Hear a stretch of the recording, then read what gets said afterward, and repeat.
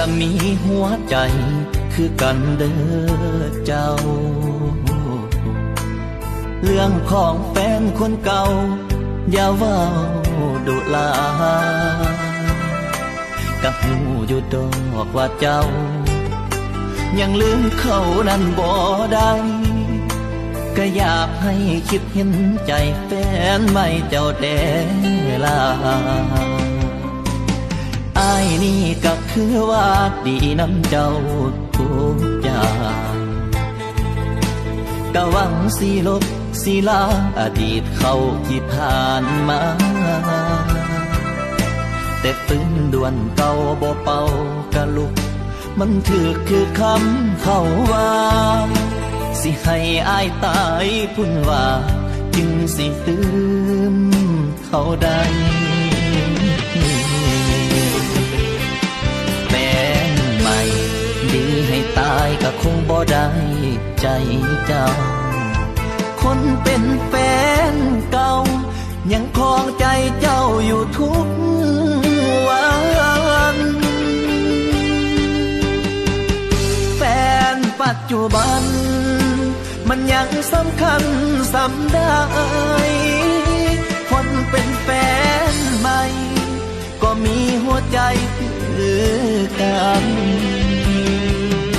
อยู่ใส่ว่าสิลืมเขาก่อนที่เขาสิมาคบกันสนุกอายเป็นใดเพียงไม่กันมา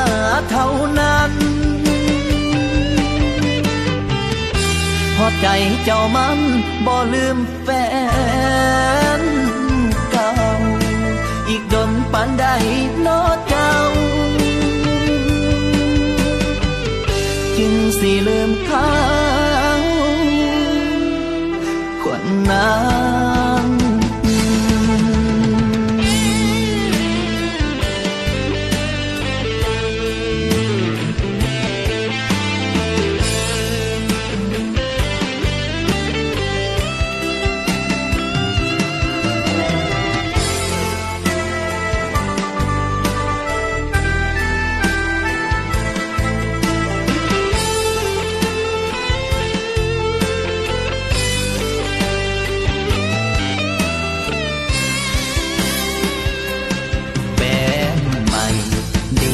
ตายก็คงบ่ได้